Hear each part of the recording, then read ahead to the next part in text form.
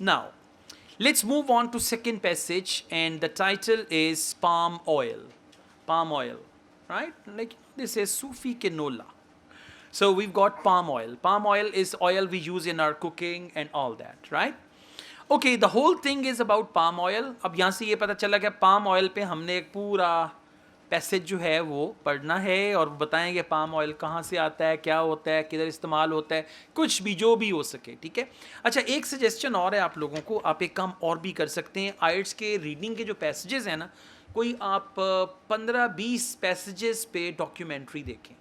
अब अभी अगर आप यूट्यूब पे जाके लिखें ना थाइलेसिन, तो आपको थाइलेसिन पे एक डॉक्यूमेंट्री मिल जाएगी, आप वो देखें, आपकी नॉलेज आइडियाज़ क्लियर हो जाएंगे। फिर आप एक डॉक्यूमेंट्री देखें पाम ऑयल पे, पाम ऑयल पे पूरी डॉक्यूमेंट्री होगी, लिखा होगा कहाँ कहाँ उगता है, कोई 15 मिनट की डॉक्यूमेंट्री उठा लें। इसी तरह से जितने भी आइट्स के रीडिंग के टॉपिक्स हैं ना, उन पे कोई 5-5, 10-10 मिनट की डॉक्यूमेंट्री देखें, और डॉक्यूमेंट्री को देखें सब टाइटल के साथ। उससे क्या होगा, आपको एक तो आप विजुअली चीज़ों को देख रहे हैं, उससे आपकी नॉलेज जो है वो डेवलप होगी, और फिर एक्चुअल आइल्स रीडिंग जो है उसमें आपको ये चीज़ हेल्प करेगी, बजाय इसके कि आप अखबार पढ़ें, मैगज़ीन पढ़ें। आप इनकी और वो इंटरेस्टिंग भी है, डॉक्यूमेंट्री देखना इंटरेस्टिंग भी है, तो अगर आप वो करेंगे तो उससे आपको रीडिंग में काफ़ी हेल्प मिलेगी। अच्छा जी, पाम ऑयल की बात हो रही है, अब आए क्वेश्चंस पे। Questions 14 to 20। Reading passage 2 has 8 sections. जब भी पैसेज को लेबल किया हो ना ABCD, खतरे की घंटी। खतरे की घंटी क्या है, यहाँ पे टाइप बी क्वेश्चंस होंगे, और टाइप बी क्वेश्चंस क्या होते हैं, जहाँ पे क्वेश्चंस और उनके आंसर्स ऑर्डर में नहीं होते। एक क्वेश्चन का आंसर ढूंढने के लिए पूरे पैसेज का हम चक्कर लगा के आएंगे, आज हम पूरा लाहौर घूमेंगे, ठीक है। तो ये करना होता है, और लेना क्या होता है, आपने सिर्फ एक वर्ड का आंसर कहीं से उठाना है, या 4-5 वर्ड्स हैं वो आपने ढूंढने हैं कहाँ पे लिखे हुए हैं, ठीक है। तो अगर तो आप अपना आइल्स का रीडिंग टेस्ट बर्बाद करना चाहते हैं तो आप इससे स्टार्ट लें।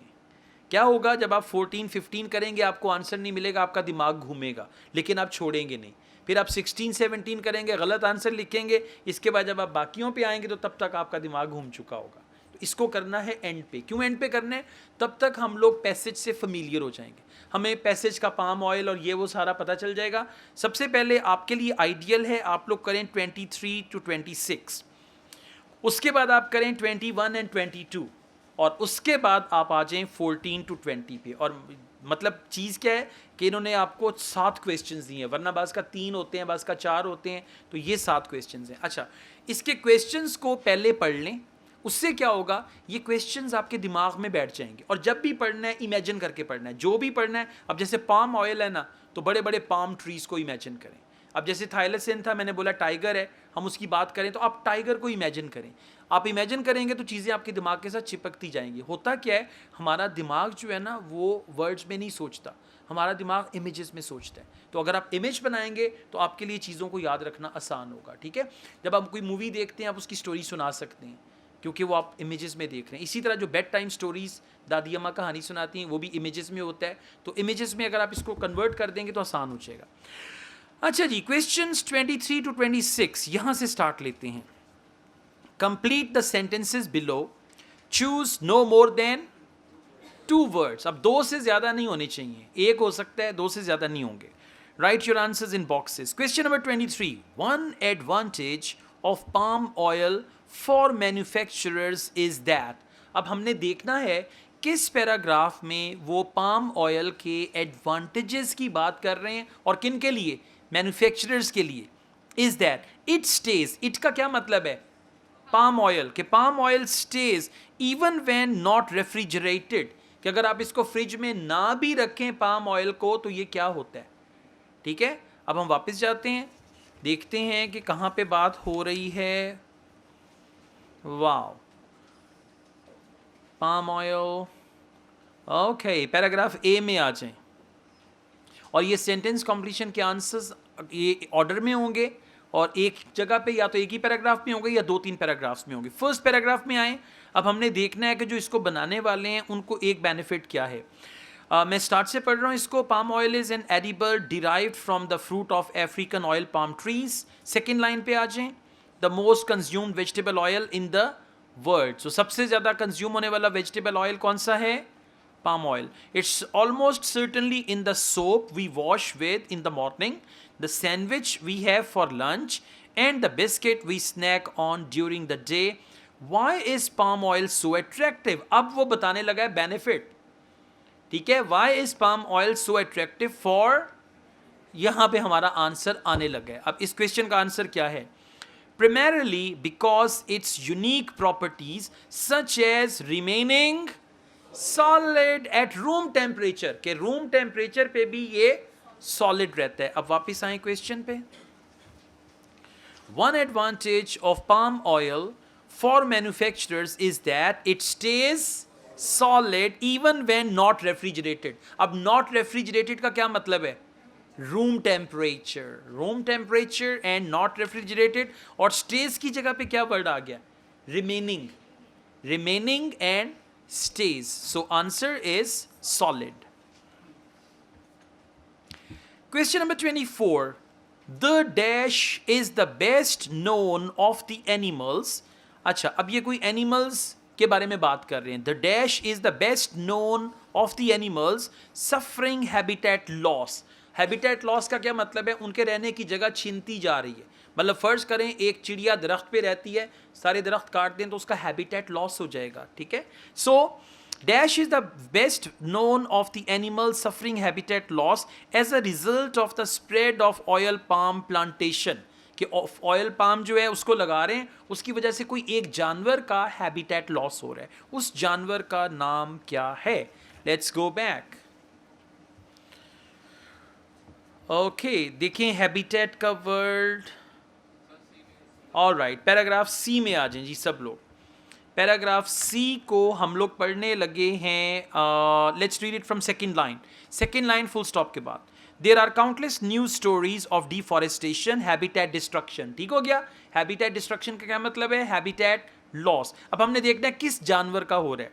And dwindling species population, or all as a directed result of land clearing to establish oil palm tree and monoculture on an industrial scale. आगे चलते हैं. Particularly in Malaysia and Indonesia, endangered species most famously. अब most famously के लिए क्या word आया? Most famously. They use the word best known. ठीक है, best known and most famously they are synonyms. आगे क्या है? The Sumatran orangutan. ठीक है, Sumatran orangutan, but also rhinos, elephants and all that. Most famously क्या है?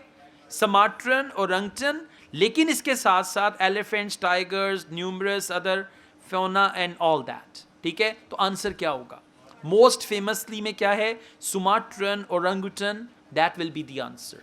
और आंसर में आपके 2 वर्ड्स अलाउड है ना, तो आप दोनों वर्ड एज इट इज लिखेंगे without making any spelling mistake. Sumatran orangutan. Clear हो गया? Sumatran orangutan. बेस्ट नोन, और बेस्ट नोन की जगह पे क्या वर्ड आ गया? Well known. Most famously, sorry, most famously. Okay, let's go on. Question number 25. As one of its criteria for the certification of sustainable palm oil, RSPO insists. अब ये RSPO आपको बड़ी आसानी से पैसेज में मिल जाएगा.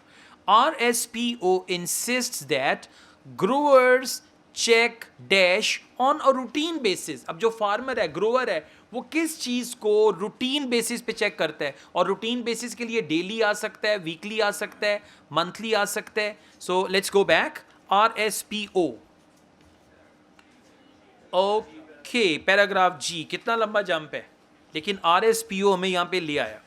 अब हमने क्या देखना है, किस चीज को वो रेगुलर बेसिस पे चेक करते हैं? RSPO. पैराग्राफ जी को मैं 3rd लाइन से पढ़ रहा हूं.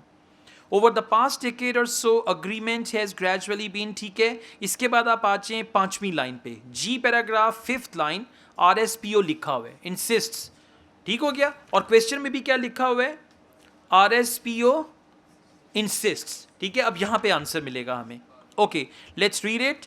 RSPO insists upon no virgin forest clearing, transparency and regular assessment of carbon stocks. Regular assessment. Regular assessment की जगह पे क्या वर्ड आया? Routine basis, check on routine basis. Check on routine basis का क्या मतलब है? Regular assessment. और किस चीज की? Carbon stocks. अब वहां पे स्टॉक्स लिखा हुआ है तो आप स्टॉक्स ही लिखते हैं, ठीक है, इसको चेंज नहीं करेंगे।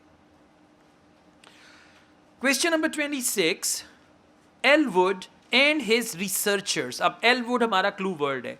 Elwood and his researchers are looking into whether the birds nest fern, कि बर्ड नेस्ट की जो फर्न है, could restore dash in areas. अब क्लू वर्ड है यहां पे एक तो एलवुड, और जो बर्ड नेस्ट फर्न है क्या वो रिस्टोर कर सकता है? रिस्टोर को अंडरलाइन करें।